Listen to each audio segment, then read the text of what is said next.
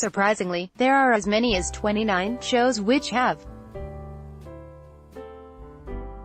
Since the flood of allegations against Harvey Weinstein in October 2017, the creative industries, including the theater, have been speaking out about sexual abuse. Theater professionals can be particularly nimble in turning their personal stories into shows that hold a mirror up to corruption and power dynamics in an industry where the lines between the private and professional are all too often blurred. We may be witnessing a flood of new.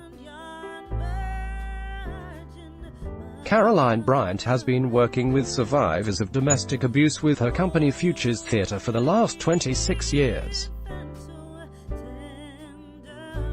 Edinburgh Festival 2018, Lynn Gardner's Guide for What to See. She is astonished that people were shocked by the Weinstein revelations, because she has been hearing stories of abuse and inequality for the last quarter century. When I was a young actress, it was so expected. She says, I had stuff happen that was clearly abuse.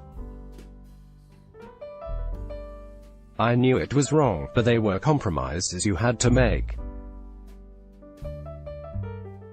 Having lived experience of that enormous inequality made me feel I needed to do something about it. Bryant directs the show Never Vera Blue, about a woman who suffers abuse and how it erodes her identity. The play is the result of writer Alexandra Wood talking with women who have experienced violence. She says what?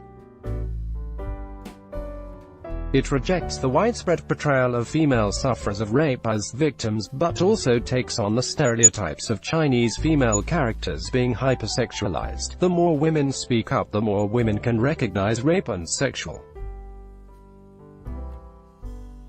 assault as a common experience.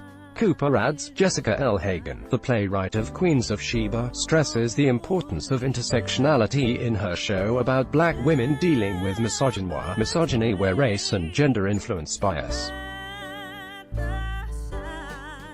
Quote,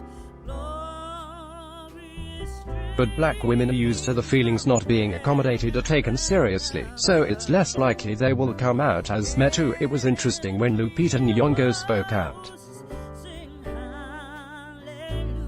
Her experiences were considered not as valid as the white women who spoke out, says Hagen, referring to how Harvey Weinstein broke his silence over the floods of. It shows how black women, especially a dark African woman like Lupita, are not considered as desirable in Hollywood. But with so many shows claiming to address the subject, is the hashtag at risk of becoming merely a marketing ploy? Several of the artists make the point that branding a piece with the Cooper was initially reticent to say that her show involved. For example, I knew women who used.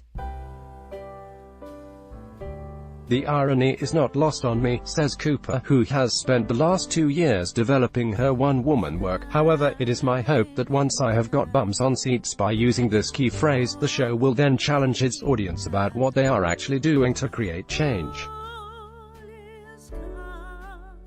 Therefore, the hashtag isn't being used in an empty way. The tacit suggestion among the performers is that if you put on a show with a it should be more than a token way to sell a show. Peter Darney directs James Dean is Dead, Long Live James Dean, about how the 50s film icon was sexually exploited by the people around him.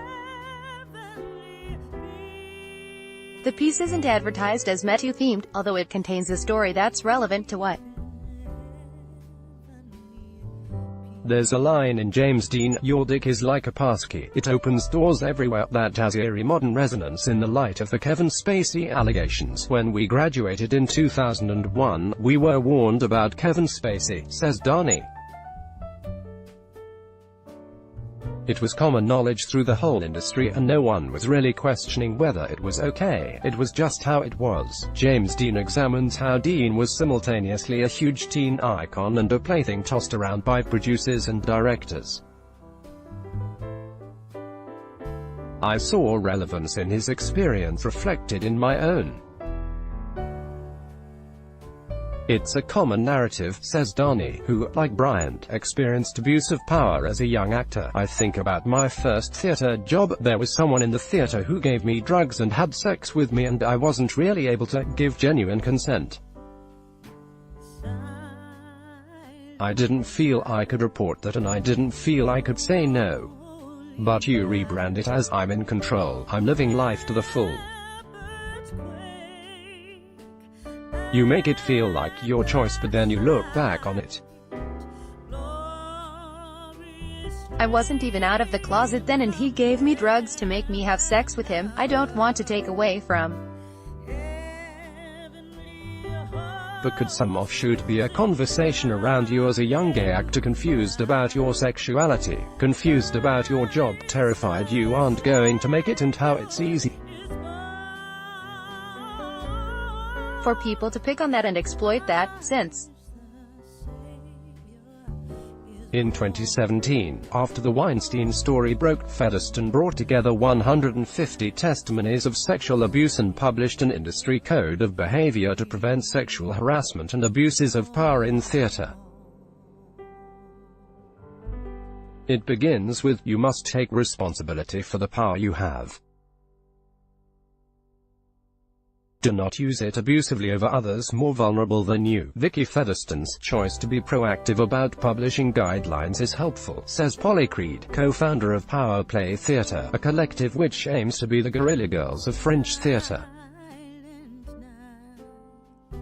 The code of behavior shows how as individuals we can rebel in small ways: conversation, dialogue, challenging things like how and where after work drinks are held. Small practical steps go a long way. Creed also set up a petition to strip Harvey Weinstein of his CBE. Power Play is bringing 4 15-minute site-specific shows to the Fringe. The empty chair is set at an LA Awards after-party where 4 actors realize they have had negative experiences with the same man.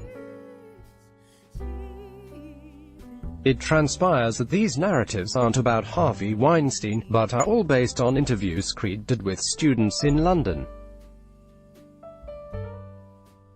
Jess Moore, Matilda Curtis, Polly Creed, and Emma Dennis Edwards of Power Play Theatre, Tara Rose Photography. Creed is also a survivor of sexual assault. I had so many conversations and sat at so many tables where I realized everyone had had a similar experience, she says.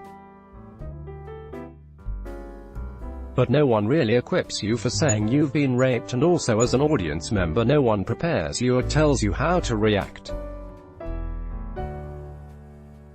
we also strive to protect each other when we are telling these stories. We use self-monitoring and censoring, so the play is about these issues. Has the hashtag helped or hindered the battle against sexual assault in the theater? Creed says, when men are saying sorry and they're scared, that has to be a good thing. How the arts operate in terms of bullying, motherhood and expectations still need to shift, but I feel really positive. One concern for those putting the personal stories of rape and abuse at the center of the show's narrative is that they might become defined by that one experience. This is what some of these shows are trying to combat, to show that rape and sexual assault don't have to define you, and that no two experiences or responses to those experiences are identical. Finnish Egyptian theatre maker Samira Eligos's show Cock, Who's There? Combines videos of conversations with men with live performance.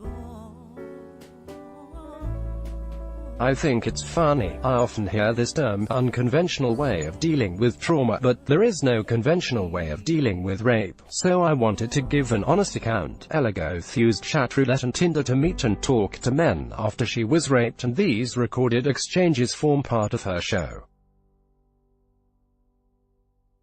What these different tales all have in common is that those involved have used the difficult personal experiences to enact positive change. If that is the thing that defines me, then so what, says Creed, defiantly. If it became my life's work to make the world better for other people, that would be great. The Edinburgh Fringe runs 3 to 27 August. https://www.edfringe.com/